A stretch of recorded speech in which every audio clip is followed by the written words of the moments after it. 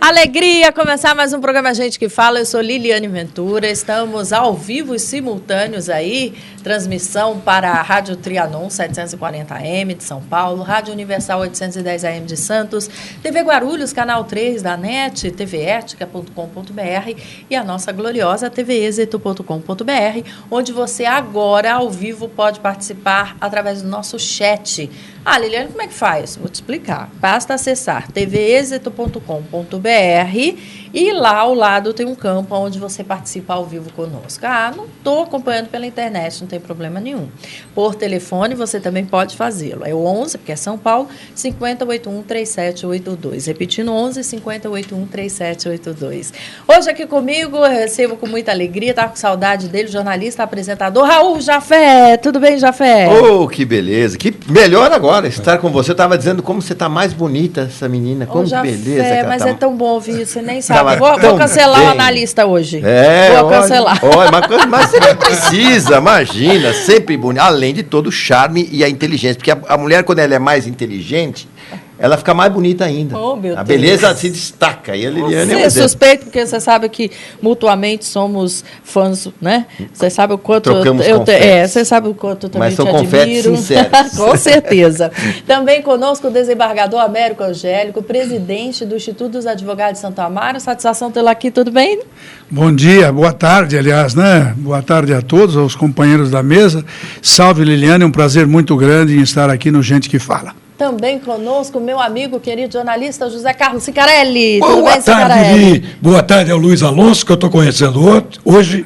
A Raul Jafé, meu amigo cordial aqui do peito, gente finíssima, empresário, é tudo. Esse é tudo, viu?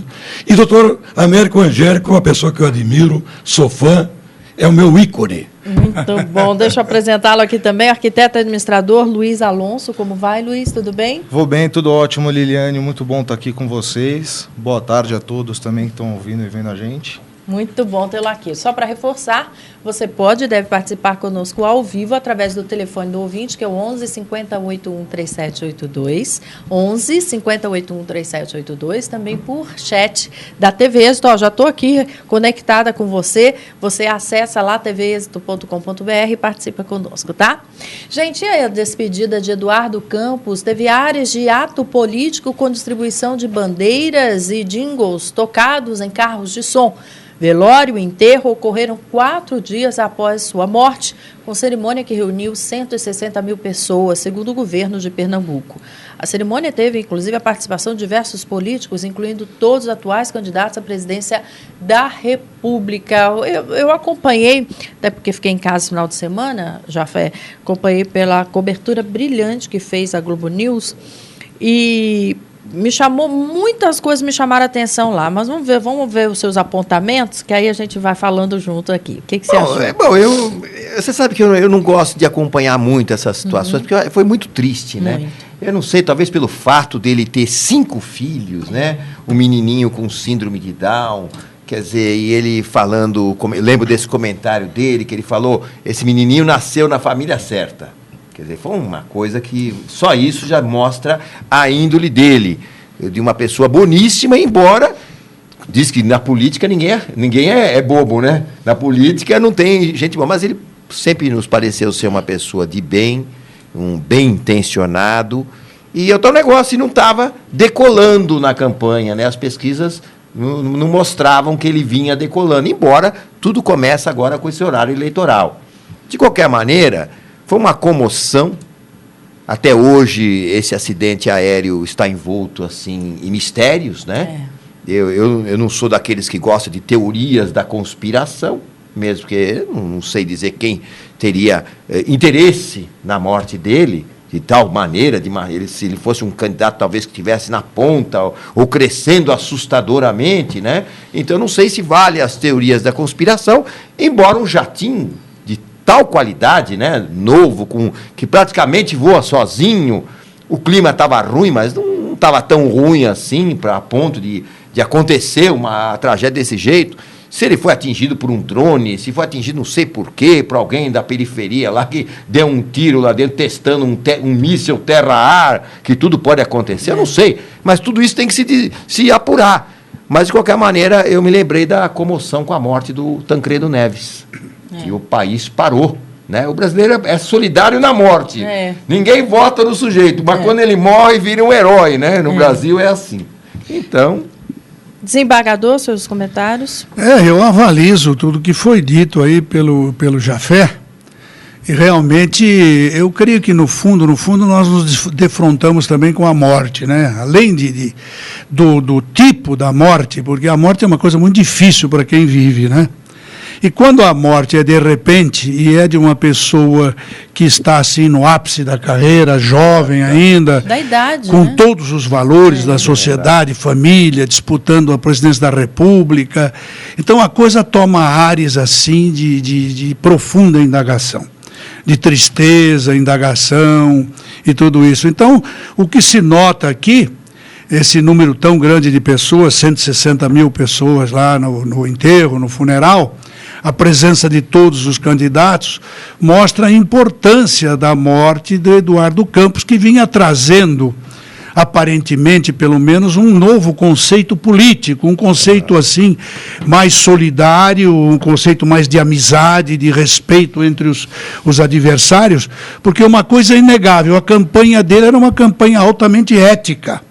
Não se viu o Eduardo Campos fazendo alguma denúncia, alguma sacação grave de quem quer que seja, assim, de natureza pessoal, como ocorre na campanha.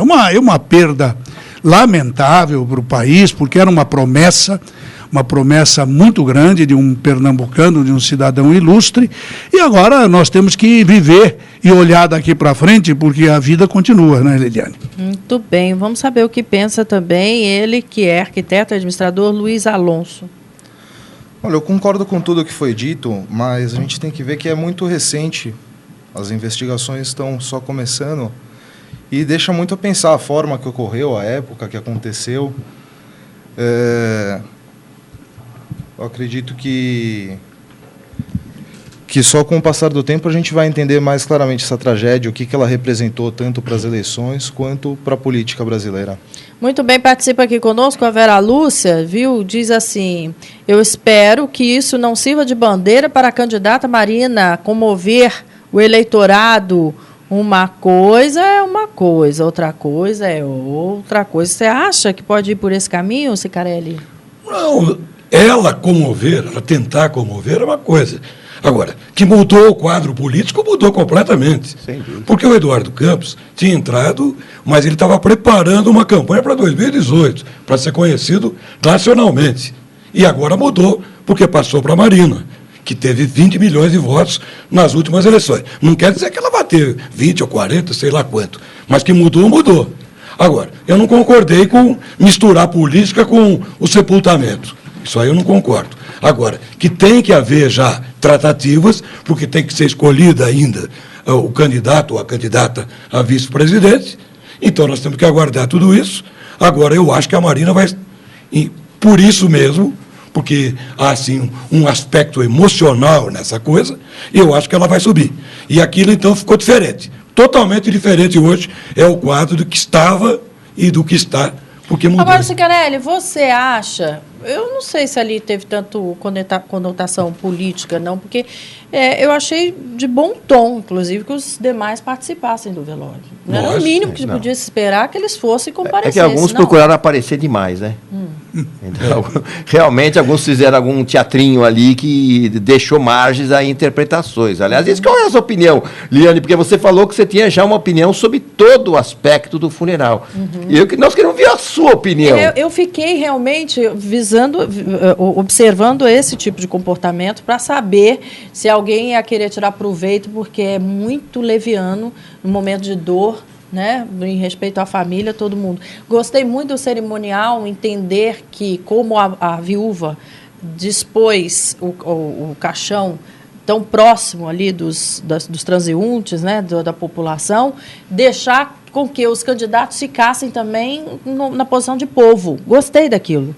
Eu entendi aquilo de uma maneira que, aqui ninguém vai ser recebido diferente, todo mundo aqui é povo e o motivo aqui é um velório, não é campanha política. Porque se começa a colocar em palanque podia correr o risco, inclusive, de alguém querer se manifestar, né, de forma solidária, mas você sabe como é que é político aflora, né? Uma palavra maldita nessa hora, né? Maldita nos dois sentidos, né? Ia ficar ruim. Então, agora, o comportamento dela é uma das coisas que deve ser muito elogiadas. Ela teve um comportamento irrepreensível. Agora, uma curiosidade, a viúva. né? Uma curiosidade, em que pese todo esse acontecimento, do ponto de vista quanto à Marina, como política, ela pretendia ser candidata a presidente da República. Mas e no início dessa campanha, desse trabalho, ela tentou até ter um partido próprio e não logrou o objetivo por causa de algumas assinaturas ou até algumas oposições aí, que não cabe entrar nesse mérito agora. Contudo, de repente, ela é candidata a presidente da República. Caiu no colo, por um infortúnio, por uma tragédia, caiu no colo dela o direito de disputar esse mandato. O mandato de presidente da República, que era o que ela queria. Quer dizer, essa é uma coincidência da vida, é uma coisa do destino que a gente não sabe explicar. Essa mudança que o Cicarelli disse que houve, é realmente essa mudança. Caiu no colo, desembargador, caiu no colo em melhores condições do que se ela tivesse sido candidata pela rede de sustentabilidade. O destino é curioso. Não, e depois outra coisa, o eleitorado dela também é um eleitorado diferente do Eduardo Campos. Quer dizer, ela atinge mais o público jovem, né? Aquele público que é muito ambientalista, que é mais, o artista, aquele pessoal que é mais ligado nessa parte ambiental, ele se reconhece mais com a Marina do que reconheceria com o Eduardo Nordeste. Campos. Força no Nordeste. Força no Nordeste, eu acho que o Eduardo Campos tinha uma grande força no Nordeste. Eu acho que se mantém, ela consegue manter aquilo do Eduardo Campos. Porém, eu acho que o público dela era um público que estava meio assim, porque ela ia ser só vice, então não estava muito ligado ainda. Talvez não estaria trazendo para Eduardo Campos a votação que agora vem para ela. Já saíram aí algumas pesquisas, né? Alguma coisa já saiu. Mudou bem. Mas eu acho ainda meio... Muito recente. Muito emocional, por enquanto. Muito emocional, eu acho que não cabe, porque eu acho que vai mudar muito também com relação a quem vai ser o vice dela. O vice, nesse momento, é extremamente importante. Porque tem que ser uma pessoa que também agregue algum tipo de eleitorado que hoje está escapando do alcance do que seria o eleitorado do Eduardo Campos e da própria Marina. Falou-se, inclusive, da própria viúva. Eu até estranhei, porque eu não sabia se ela está afiliada ao partido. Na chapa, hein? Não. Parece que está descartado totalmente. Totalmente. Agora, com certeza, tem uma coisa, um fato interessante. O filho mais velho se mostrou uma certa liderança, um certo posicionamento que certamente o encaminhará para ser um sucessor do pai futuramente. O que é bom. Eu acho muito bom que tenha jovens que venham no futuro, quando ele estiver mais recuperado, que ele possa vir. As próprias senhoras do Eduardo Campos, também a viúva, que possa, no futuro também, de repente, continuar a obra do marido. A gente não conhece muito bem a posição de como ela foi como primeira-dama do governo. Se realmente o marido, sim, nos discursos que fez, disse que ela era um braço direito dele. Mas eu pelo menos não li nada a respeito da atuação dela como primeira-dama. Eu acho que ela está descartada nesse primeiro momento, até porque eu sei que ela tem agora 5 filhos para cuidar. Inclusive um bebezinho. Eu acho que é um momento muito difícil para alguém tomar uma decisão que tem que ser tomada a tempo de caixa. Mas não esquecer que temos apenas alguns dias e a condição emocional dela está totalmente prejudicada. Lógico, exatamente. O cenário político é desafiador, né? Interessantíssimo. Agora, que eu acho que nós vamos ter um segundo turno, eu não tenho a menor dúvida que esse segundo turno haverá. Eu acho que as pesquisas, elas não são... Eu não gosto das pesquisas nesse momento. As pesquisas nesse momento... nós somos amordaçados aqui, não podemos falar nada de cada candidato, né? Que conhecemos, que sabemos, porque vivemos isso no nosso dia a dia. Mas a pesquisa pode dizer. Você percebe? E eu penso que pesquisa influencia, sim. Agora, eu digo o seguinte, eu só vou fazer uma indagação aqui, por exemplo, analisando o cenário de São Paulo, que a gente conhece, sem falar de candidato, mas eu digo o seguinte, alguém acredita que qualquer que seja o candidato do PT só tenha 4% ou 5% nesse momento? Claro que não. O PT, é difícil. O PT, historicamente, qualquer candidato dele faz de 20% a 30%.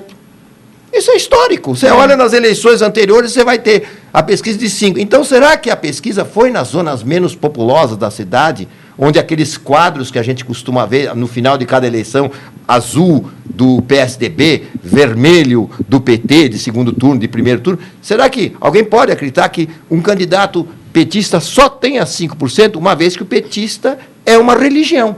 Ele vai votar sempre no candidato dele, seja ele quem for.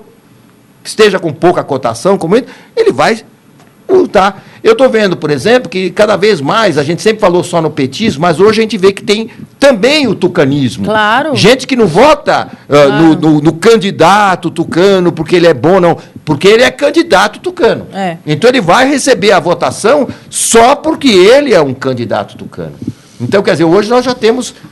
Talvez os dois partidos que hoje ainda se mantêm, como antigamente nós tínhamos a Arena e PMDB, hoje são, indiscutivelmente, PT e PSDB, que estão formando religiões atrás de si. Então, essas pesquisas, nesse momento, me parecem muito fora da realidade. E você, o que pensa, pode dizer aqui, participar ao vivo conosco. Estamos de 12h a 1h à sua disposição. Participe através do telefone do ouvinte, que é o 11 50 81 3782, repetindo, 11 50 81 3782, e também pelo chat da tvexito.com.br, tá bom? O Tribunal de Justiça de São Paulo vetou o exercício irregular de guardador de veículos, os flanelinhas, nas ruas de Ribeirão Preto, sob multa de R$1.000 para cada caso. A decisão é resultado de uma ação civil ajuizada pelo Ministério Público contra a Prefeitura e o Estado, motivada por denúncias de pessoas que foram extorquidas e por uma briga entre guardadores que disputavam pontos da cidade. Desembargador Américo, como vê aqui essa decisão? Bom, na verdade, o que temos que comentar aqui é que existe aqui um resultado de uma ação civil ajuizada pelo Ministério Público. O Ministério Público é o representante da lei, é o representante do cidadão. E já aqui houve aqui uma decisão julgando irregular a atividade do flanelinha, especialmente quanto a essa forma de pressionar o dono do automóvel, não, a profissão que ainda não está regulamentada, onde ele começa a pressionar para receber algum dinheiro em troca daquilo e exigindo valores maiores, trazendo uma intranquilidade muito grande para o cidadão que tem um automóvel, que está estacionando o seu carro e vai cuidar da sua vida. Então, a decisão é positiva. Né, desembargador? É positiva. Não tem como ser regulamentada uma profissão que depende da insegurança pública, quer dizer, é um atestado escrito no papel da insegurança pública que tem nesse país. Está trazendo uma insegurança grande. Você tem uma via pública, onde você tem o direito de guardar o seu carro, e você só o faz porque tem um flanelinha ali que fala, olha, se o senhor não fizer, sabe-se lá o que vai acontecer. É o risco do seu carro. É um crime que é um absurdo se permitir um negócio desse. É o fim da picada. Ainda mais regulamentar o fim da picada. Isso eu não acredito, não é possível. Você desce no Morumbi, o flanelinha vem correndo. Você não sabe quem é. Você não sabe se você vai ser assaltado por ele. De qualquer jeito vai ser assaltado. Ou senão ele vai dizer, doutor, é 100 reais. Ah, mas você vai fazer o quê? Você vai deixar teu carro lá, um carro novo, riscou o carro, vai gastar, no mínimo, um risquinho, R$300. Exatamente. Então você dá. Isso já deveria ter sido regulamentado aqui em São Paulo. É um absurdo o que acontece com esses flanelinhas. Aliás, é a mesma coisa que cambista, não é? Como é que pode cambista, né? Meu Deus do céu? É possível. Pelo menos cambista, você compra ou não. Você tem opção. Flanelinha, você não tem opção. Muito bem lembrado. Exatamente. Você fica refém dessa situação. Aliás, foi muito oportuna, né? Evento esportivo, qualquer show, qualquer perto de faculdade, qualquer lugar que você precise de uma vaga, tem lá alguém para te extorquir um pouquinho. Você fica refém, impotente, você não pode fazer nada, a polícia diz que não pode fazer nada.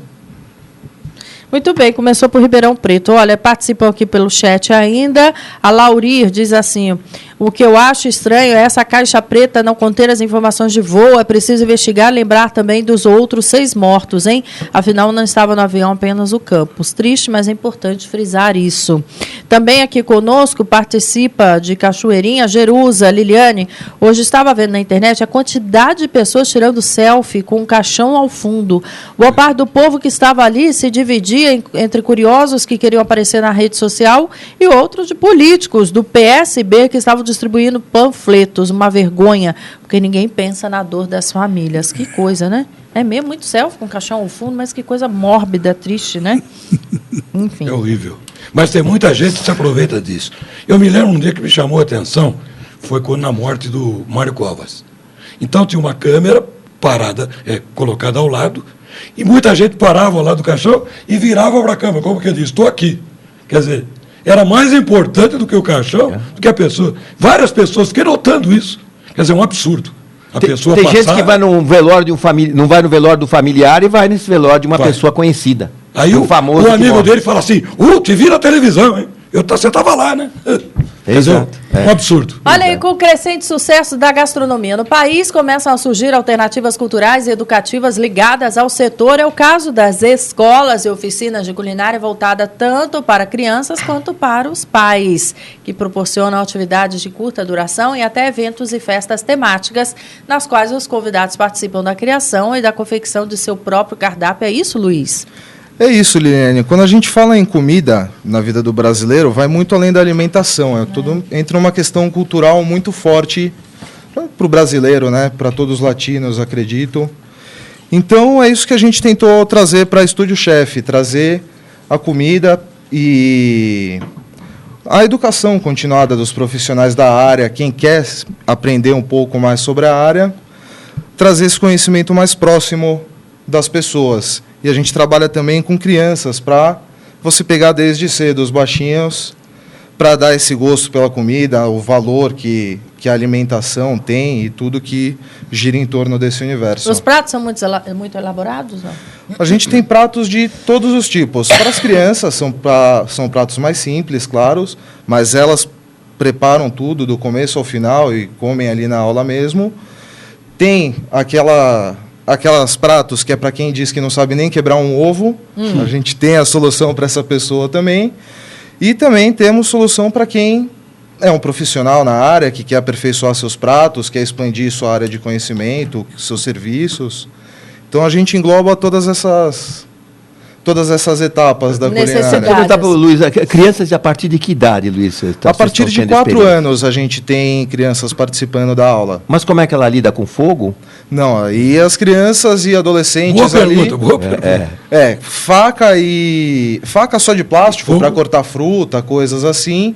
Agora, fogo, forno, essa parte as crianças e os adolescentes não mexem. Você acha que seria a idade ideal para lidar com isso? Com poder entrar no fogão mesmo e fazer comida? Porque, principalmente nas periferias mais pobres, tem muita criança de 8, 9 anos que já faz o almoço, o jantar, até mesmo 6 anos e tal.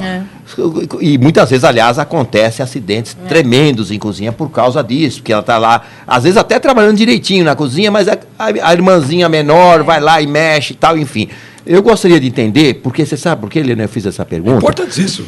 Porque eu discuto muito, eu lido muito com educação, eu sou conselheiro do SEDUC Senai, discuto muito educação, que eu acho que nas nossas escolas nós temos que dar mais do que geografia, história, ciências, português, matemática. Nós temos que dar noções da vida prática. A criança tem que aprender isto que ele falou, a importância da alimentação sadia, da alimentação correta, de preparar a sua própria comida, como também das noções de higiene, que são extremamente importantes, e também de pequenos consertos manuais, porque cada vez a mão de obra está ficando mais escassa.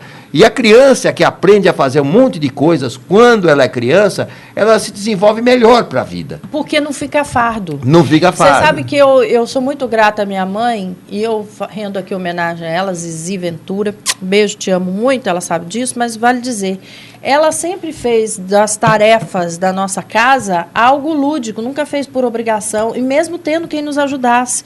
Então ela dizia assim, aqui nós não temos empregada, nós temos ajudante, Portanto, para manter a casa em Bonito. ordem, cada um tem que fazer a sua parte. Lava seu copo, leva o Isso. seu talher até... Isso. Então, assim, a gente aprendeu a organização da casa sem ser algo impositivo, mas como Coisa de natural. higiene pessoal. Olha, as coisas têm que estar funcionando, porque somos vários moradores nessa casa, e se você deixa rastro para mim, me atrapalha. O seu sapato fora do lugar, eu posso tropeçar Exato, e cair. exato. Então, é isso que as escolas faltam às escolas, né? E como faltam também dentro da culinária, porque você desperdiçar a comida é algo que mas você tem que ter respeito. Por isso que a gente faz uma prece de agradecimento quando a gente está diante do alimento, né? Porque é aquilo que sustenta o nosso corpo, que leva a nossa alma.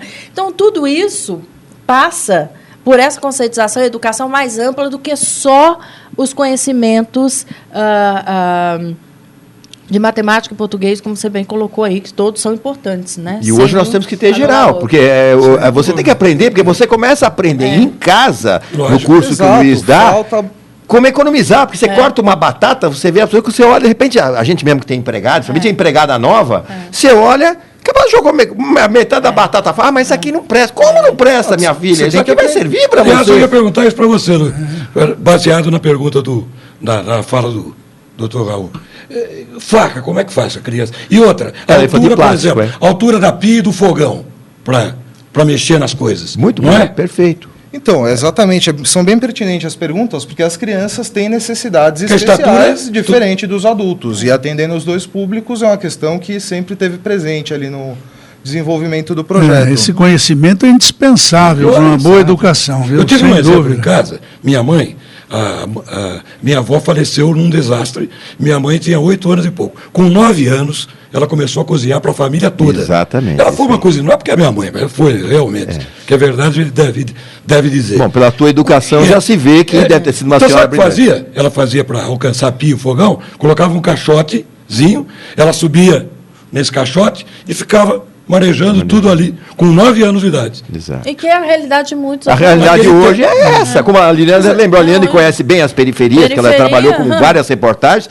Eu acho importantíssimo isso que o Luiz falou. Eu acho que isso aqui deveria ser feito convênios com as escolas, para ele lecionar isso lá. Isso é muito importante, é mais amplo do que a nossa conversa aqui. É um assunto importantíssimo, na minha Tem opinião. um termo do Mário Cortella que ele fala da despamonhalização das crianças, que é aquele processo, quem é do interior sabe que fazer pamonha era uma coisa que reunia a família, ficava o dia inteiro, cada um trabalhava numa etapa do processo, e as crianças hoje em dia crescem achando que cozinhar é uma coisa que leva 5 minutos, que você fazer uma refeição, que é uma coisa imediata, e não tem a noção de todo o processo, de onde a comida dela vem e como isso afeta ela. É bem importante. Quanto à questão das facas, é bem relativo. Tem crianças de 8 anos que já estão aptas a usar uma faca ali e entendem, mas ali dentro do ambiente da escola, a gente tem umas normas a seguir, a gente não pode largar, não conhece cada criança e a habilidade que ela tem, não pode largar uma faca ou cada um no fogão. Então, a partir dos 16 anos, é uma idade que você tem plena confiança, que a pessoa entende os riscos, ela já não é mais uma criança também, né? Um jovem adulto, quase. Já pode votar, né? Exatamente. Então, já tem noção melhor. Agora, quanto às crianças assim, a gente deixa só na faquinha de plástico, mas todo o conceito é importante passar desde cedo. Olha aqui, o Haroldo pelo chat, ele é do Tremembé, diz assim, não acredito em sabotagem, o problema é a tecnologia do avião. O sistema era americano, assim como outro que caiu no ano passado.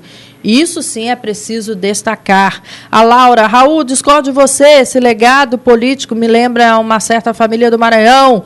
Não é porque são filhos do campus que precisam seguir carreira, mas a gente vê uma certa aptidão, né? Nós queremos os jovens na política. Você sabe, eu acho que é muito importante ao jovem. Eu me correspondo com alguns meninos aí na rede social, 14, 15 anos discutindo política. Eu acho uma beleza. Todo o grande problema nosso é que o nosso jovem hoje está alienado. Então acontece de tudo no país, eles calam a boca e falam, tudo que é política não presta, não vai dar certo, não sei o quê. Então eles não se tocam com o próprio futuro deles. É isso mesmo. Nós temos que fazer esses jovens entrarem na política e servirem de exemplo. Participação. Outra coisa, vir nele, não é que ele esteja querendo fazer carreira, mas ele, vamos supor, ele era neto do Miguel Arraes, certo? Então, mas ele Tá no mostrou sangue. condições para chegar nisso.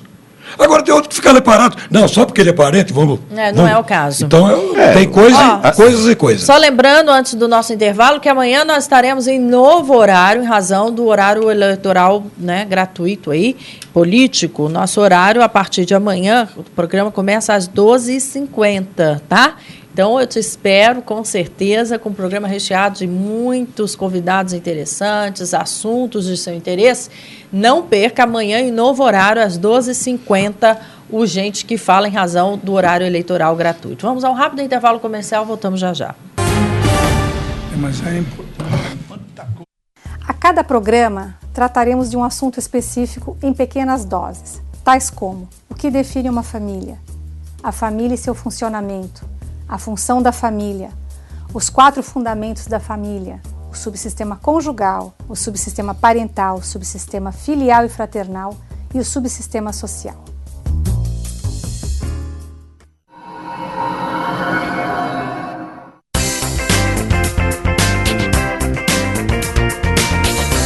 Oi pessoal, hoje a gente está aqui para fazer o que a gente mais gosta de fazer, que é indicar bem.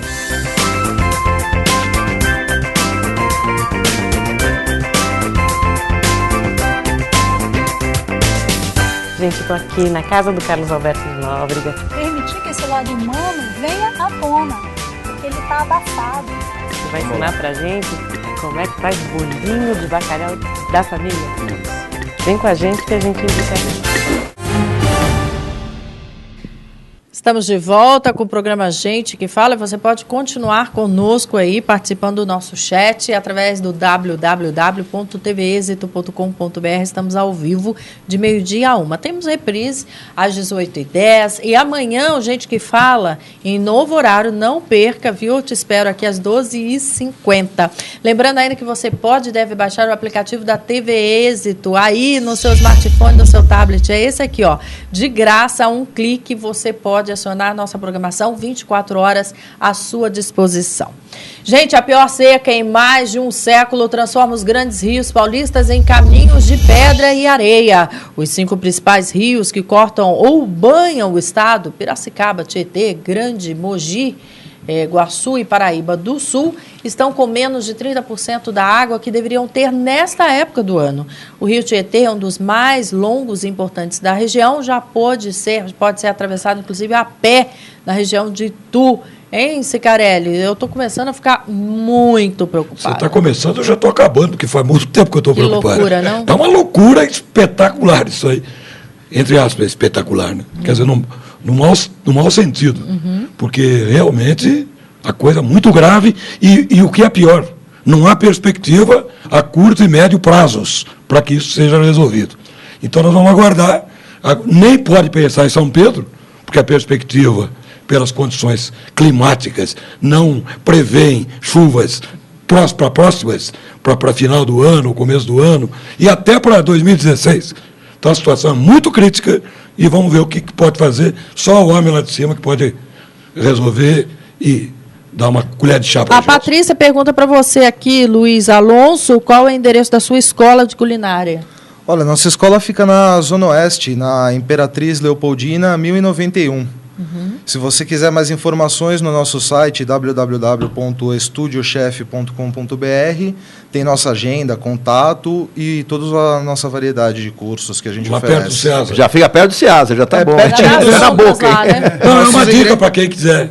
Já acorda cedinho. Fresquinho ali do Ceasa. Já acorda cedinho, já vai no Ceasa, já come umas coisinhas e já leva para a escola. Falar acordar cedinho, você vai parar de acordar cedo para tomar banho, para economizar água, viu? Porque 2 banhos por dia hoje está cortado. Olha, quer saber uma coisa? Um dia eu falei com a síndica do meu prédio, eu falei, olha, eu sou o que mais colaboro nesse prédio. Por quê? Eu estou ficando de quarta a domingo fora de São Paulo. É mesmo. Poxa. E segunda e terça... Não vai para Itu que tem... Não vai para Itu que tem menos água. Menos água. Não, mas terça e quarta eu costumo jogar meu tênis de manhã cedinho no meu clube. Então eu tomo banho lá. Então ninguém pode falar de mim. Eu sou o que mais economizo. Agora, eu acho, vocês me perdoem, mas é uma vergonha num país que possui 10% dos recursos hídricos do mundo, né? A gente ficar jogando a culpa em São Pedro. A gente não se preocupa com irrigação.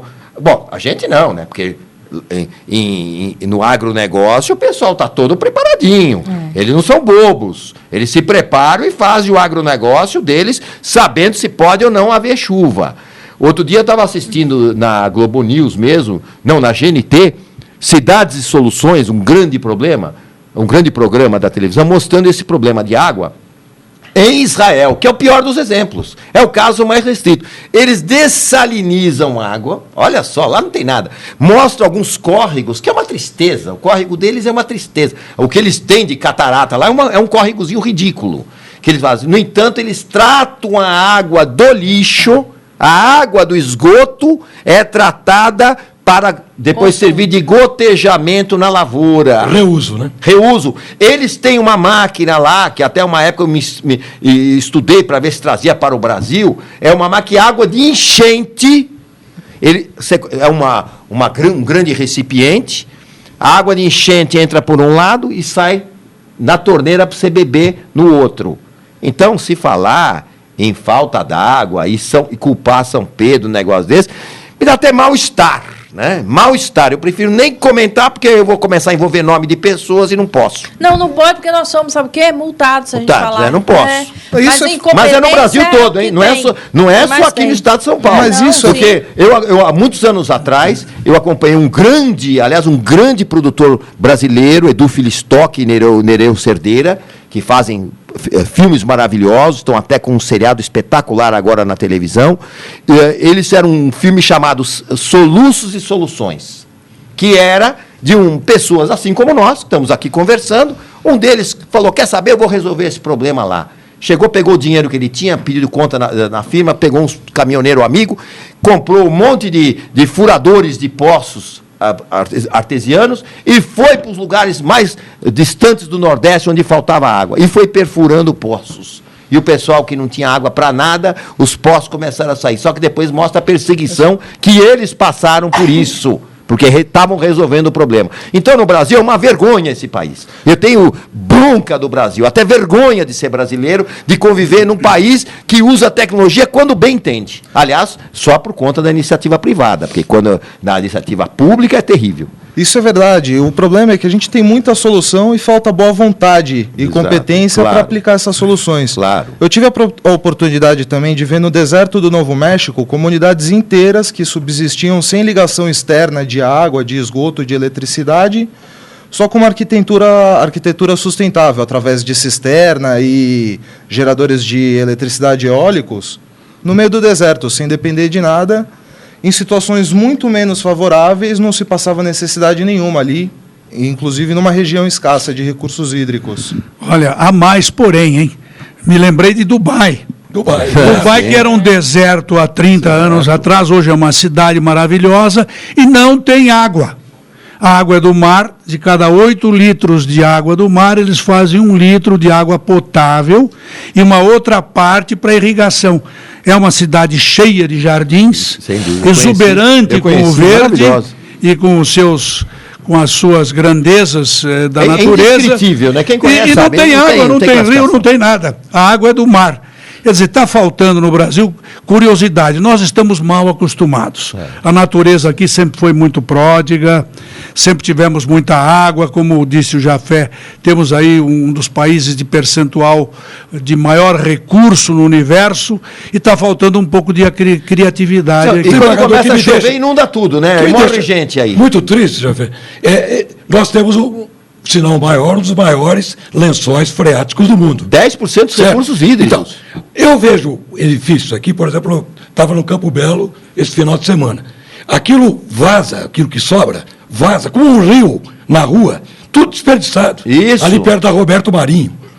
Mas sabe por que você não pode? Porque a Sabesp há anos que você está faça tá lá. Há anos, eu passei por lá também. Um absurdo. Mas em todas as partes de São Paulo, é que a Sabesp não permite que você faça esses poços e aproveite, nem que seja para você regar o jardim, fazer o pessoal do prédio fazer a limpeza. O poço eles já vão pôr o relógio para cobrar o esgoto de você. Não, é uma multa cruel. Você recebe uma multa cruel por causa disso. Então, somente aqui no Brasil, pelo que eu sei, é que nós usamos no vaso sanitário água tratada. Água tratada. Ô, Luiz, a Maria de Sá pede de novo o seu site, diz: os cardápios de hoje geralmente não são muito saudáveis para as crianças, especialmente em lanchonetes. Essas redes de fast food acabam caindo no gosto da criançada, por isso acontece quando se fala tanto em comida saudável. Por favor, o seu site.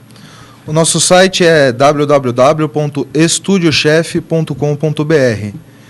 Estúdio Chefe com E. Estúdio com E. Estúdio E. Chef. Chefe Chef com é E. com E, sem E. Sem E. Chef, que nem é francês. Estúdio Chef. Chef.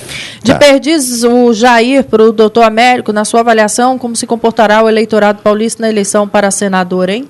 Não pode falar muito. Não pode falar. Não pode, gente. falar Não nada. pode. Nós temos que aguardar, porque estamos diante de uma comoção nacional e temos que aguardar esse encaminhamento. Adriano do Cambuci, Jafé, quero te cumprimentar, adoro o seu trabalho, Adriano do Cambuci. Meu querido, é o primo Adriano, primo querido, maravilhoso, um prazer sempre falar com você, Adriano. O Leandro Souza diz: Raul, você como engenheiro pode explicar tecnicamente por que do dia 1º até a semana passada já ocorreram 109 panes no metrô paulista e 117 nos trens de São Paulo? Eu não sei, mas eu acho que deve ser falta de... algumas vezes que tem essas greves, o pessoal do sindicato vem a público dizer que existem problemas de manutenção, que existe excesso de uso do metrô, enfim, uma série de Mas problemas. eles não fazem manutenção de madrugada? Eu acho que fazem. Agora, no Brasil, a manutenção toda é complicada, né? Eu não gosto da manutenção brasileira em tudo. Aqui você constrói uma ponte, um viaduto, e você não dá manutenção. Em pouco tempo você olha lá, os ferros estão todos aparecendo, à mercê da natureza, e é aquilo que mais destrói ou desgraça uma estrutura. Então, eu não sei dizer como engenheiro, porque eu não estou lá. Mas eu acho que se a manutenção for adequada, se os trens estão dentro da idade permitida, né? Se o desgaste deles está dentro do normal, se eles estão... Eu acho que não teria que acontecer isso nunca. 6 meses após a denúncia do jornal Estado de São Paulo sobre uma feira livre de drogas na rua Peixoto Gomide, às 4 quadras da Paulista, né, a 4 quadras da Paulista, os moradores e comerciantes dizem que a solução continua igual, ou seja, traficantes vendem cocaína, êxtase, LSD a quem passa, e jovens os consomem na própria rua. Segundo eles, a polícia agiu após a denúncia, mas o problema voltou poucos dias depois. É outra Cracolândia? Outra? Eu nem sabia dessa. Porque se espalharam as Cracolândias agora por São Paulo toda, né? Continua na sua capital, né? Na capital da Cracolândia, e agora ela tem vários municípios de Cracolândiazinhas espalhadas por São Paulo. Mas a coisa começa, no início vai todo mundo, a polícia vai, tomam todas as providências. Depois para de ir, a coisa vai voltando. 2 ou 3 vão lá, vamos ver o que acontece. Vai lá ver que não Isso acontece. é impunidade, ninguém prende traficante. A Liliane está certíssima, o buraco é mais embaixo. Nossa política pública... Na verdade, se não houvesse essa estrutura que permite, que estimula o consumo de drogas, porque o Brasil hoje não é só um país que consome drogas, o Brasil é corredor de drogas hoje. Nós recebemos a droga, beneficiamos e vendemos. Quer dizer, não seria tão difícil assim acabar com esse problema se nós pudéssemos interromper a matéria-prima que chega aqui. Lógico, Não adianta pegar um pequeno traficante ou um consumidor, isto e aquilo, e puni-lo e fazer alguma coisa. Por quê? Nós temos que pegar o principal, pegamos a causa. Nós não podemos combater o efeito, temos que combater a causa. A causa é a permissibilidade que a estrutura política brasileira permite que a droga entre no país. Nós sabemos de onde ela vem, sabemos quais são as frentes brasileiras onde os países vizinhos ultrapassam para a nossa fronteira para trazer a droga, sabemos tudo, mas ninguém combate isso. Mas quanto tempo a gente ouve falar disso e continua sempre há muitos anos. É o problema da enchente em São Paulo. Muitos anos. O Olavo Setúbal, quando era prefeito, falou: quando vão terminar as enchentes, eu estou tomando providência. Não, vou fazer alguma coisa, que enchente não vai terminar nunca. É igual o problema da droga. Vai ser a mesma. Pode falar, Luiz. Então, eu acredito que só através a aproximação que o poder público tem com o problema das drogas no Brasil inteiro é bem equivocada. É como tentar tapar o sol com a peneira. Tem muita gente querendo usar, muita gente querendo vender. Enquanto existir o mercado, vai existir todo o tráfego e tudo isso que gira em torno dele. Nem paga imposto, né? Se fosse regularizado, pelo menos pagava imposto, acontecia no lugar certo, com a devida fiscalização, mas muitas vezes acontece isso, é ignorado pela polícia. Lembra do jogo de bicho? Lembra do jogo de bicho? Não, mas a questão até hoje não é regularizado. A questão da regularização é muito complicada, porque isso é discutido no mundo todo. Agora no Uruguai, lá o Mujica fez isso, já estão dizendo que já não está sendo cumprido, que vai ser falido o que aconteceu lá no Uruguai. Esse negócio de legalizar maconha, legalizar droga, isso, não, na minha opinião, o que falta é educar as pessoas. Eu prefiro ir como falou o desembargador. É ir na fonte. Por que o nosso exército pode ir lá patrulhar o Haiti e não pode patrulhar com rigor as nossas fronteiras? Porque o nosso exército é extremamente competente. Ele tem tudo na mão, ele tem serviço de inteligência, ele sabe, tem pessoal preparado para combate na selva. Eles acabam com isso rapidinho, se quiserem. O único lugar. Os mandares deixarem de fazer. Das autoridades. Senhores, o único lugar onde não existe, onde se tenta fazer consumo de droga e que a pena é de morte, tem proliferação de droga? Não tem. Bem lembrado, maravilhoso. Eu tô da cansada. China. Vai na China. Vamos parar de relativizar ou de adequar situações? Isso. Não pode. Eu fui Bravo. educada, isso pode, isso não pode. Perfeito. O semáforo está vermelho, você tem que parar. Ou você vai andar com o semáforo vermelho. Quem anda se põe em risco, mas é problema dele. E quando ele é pego, ele é multado, etc. Aqui não. Aqui a gente acolhe o usuário de droga, acolhe o pequeno traficante, a gente vai acolher. Não pode, cidadão. Aqui não constrói cadeia, pode. Então faz a lei para soltar o sujeito para não construir Então, cadeia. assim, Quer dizer, sabe? Enquanto não houver um pulso forte e firme, vai ser essa pataquada mesmo, ou não? Claro, muito bem lembrado. A impunidade. A gente vê sempre a história. A impunidade. Vem muito, né, pela internet a história de Singapura, que era um dos países mais corruptos e tomado por droga, não sei o quê. Diz que entrou lá um ditador, o cara matou todo mundo, meteu fogo, acabou com metade. Hoje, Singapura, se deixar cair um negócio no chão, você é multado. Qualquer coisinha, você é preso. E a cidade virou maravilhosa, o país. Educada a trabalho. Educada a trabalho. E, gente, se alguém me disser alguma fórmula diferente, pode falar aqui se eu estiver errado, mas o ser humano é assim. Ou ele vai por respeito, ou vai por imposição, ou vai pelo medo. Aqui não se tem respeito, não tem medo. Não tá, já soltaram a Suzane von Richthofen, já está lá. Aqui é uma farra. Nós bravejamos dizendo que temos democracia. Qual é a qualidade da nossa democracia? Não tem qualidade nenhuma. Todo mundo faz o que quer e todo mundo relativiza o que não pode ser feito. Eu, como mãe, eu, como mulher, como cidadã, eu me sinto afrontada quando eu passo na Peixoto Gomide e a minha vontade é passar com o carro em cima de todo mundo. Porque é uma pataquada, é uma vergonha que a gente passa. Porque pagar imposto você tem que pagar. Mas se levar um tiro na cabeça por um drogado porque não tem noção do que está fazendo, porque precisa da noia da droga, isso nós podemos correr o risco todos os dias, porque a gente sabe não sabe se volta. E aí? Eu já não passo mais lá por medo. E aí? Até quando nós vamos ficar abrindo espaço e dando espaço para traficante, para noiado e o governo... Vamos discutir legalização. Você não tem competência para prender e para segurar a droga que chega daqui. Exatamente. Desculpa. E qualquer país civilizado do mundo, coisa que nós não somos, o centro da cidade é a coisa mais bem conservada, é histórico, é onde começou a cidade de São Paulo, cidade do Rio, cidade de Belo Horizonte. Raul, para você, o Fábio pergunta assim, Raul, legalizar é falir o crime organizado. Se a pessoa pode plantar em casa, por que ela vai comprar no traficante? Ah, não, isso não dá certo. É muito raso. Olha, que isso é um estudo muito pesado. Nós institucionalizamos a impunidade no Brasil. A leniência, a falta de cobrança, não há reciprocidade. Não, e depois todo mundo sabe que a maconha é apenas a porta de entrada para essas drogas. Você legaliza a maconha, o cara começa na maconha e vai para as outras drogas mais pesadas. Não tem isso. O que são esses zumbis que nós temos nas nossas ruas no Brasil inteiro? É isso que eu quero chamar a atenção. Alguém ainda quer discutir? Liliane, também a do álcool, a qualquer outra que você quer, eu sou contra qualquer droga. A do remédio, eu sou contra qualquer uma. Entendeu? A gente tem que discutir como enfrentar isso. Se para cada um que quer liberar for lá adotar um daquele lá que precisa de ajuda, nós vamos discutir. Agora ninguém quer fazer nada. O que nós temos hoje é um exército de zumbis. E ali tem filho, tem pai, tem mãe, tem gente que sente dor como nós. O quanto as pessoas... Eu não vi uma passeata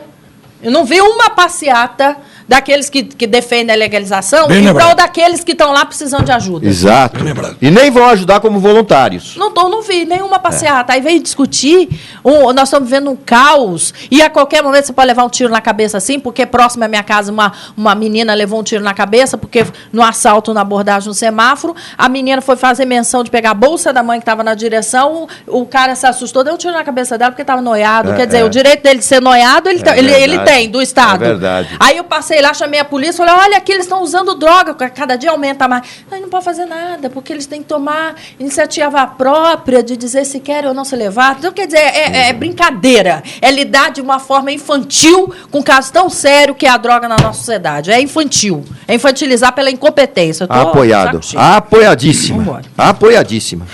Justiça Paulista autorizou um morador a manter um cão de raça labrador no apartamento, apesar de proibido pelo regulamento interno.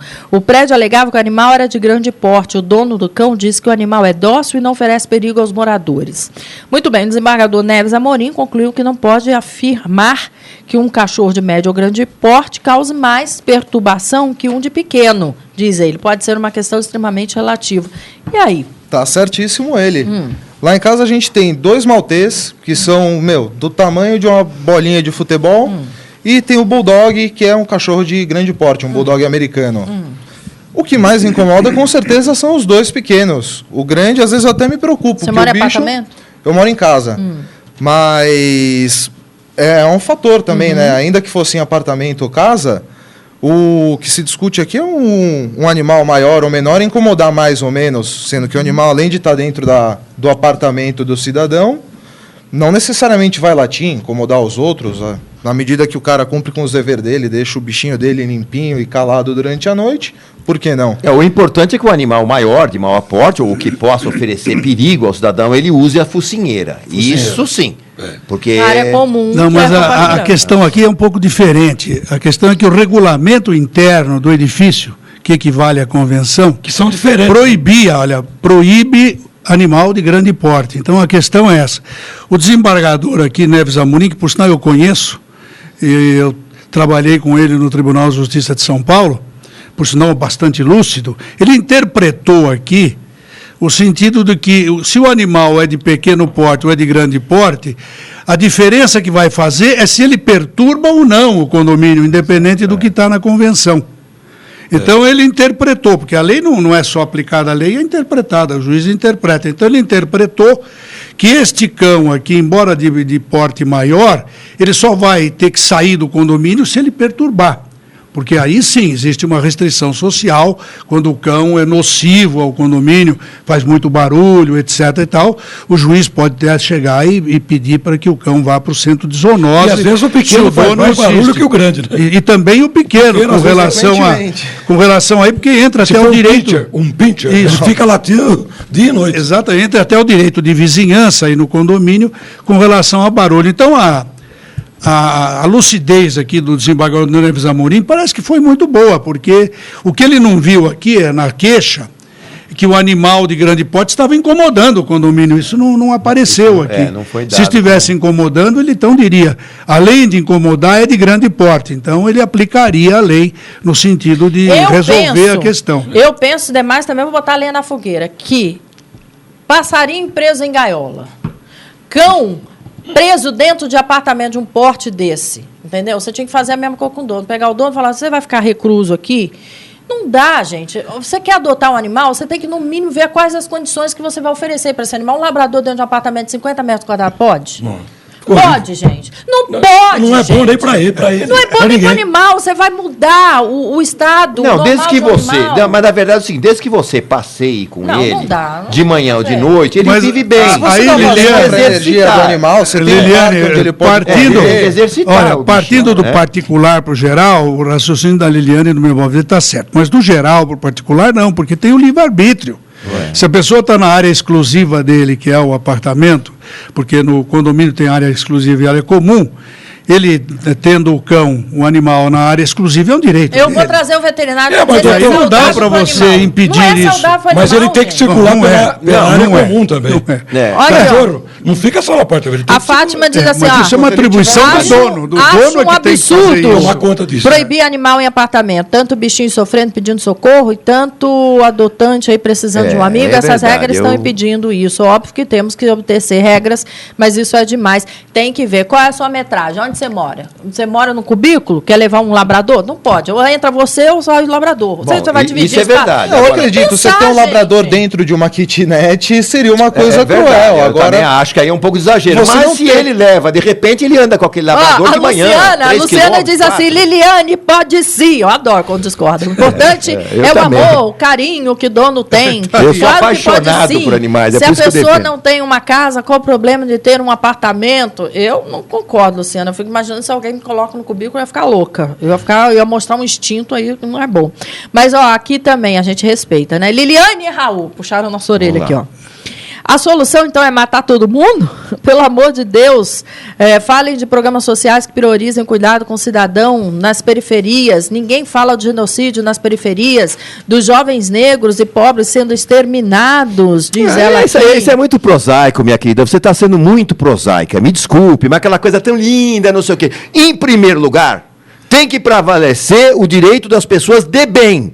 As pessoas que levam esse país para frente, que estão trabalhando aqui, o nosso câmera, a moça da limpeza, eles têm que ser preservados em primeiro lugar. Claro que existem centenas de programas sociais que deveriam ser aplicados com rigor e não são pela incompetência dos nossos governantes e do povo que elege incompetentes. Porque vamos ver em quem que você vai votar. Provavelmente você vai eleger algum incompetente também.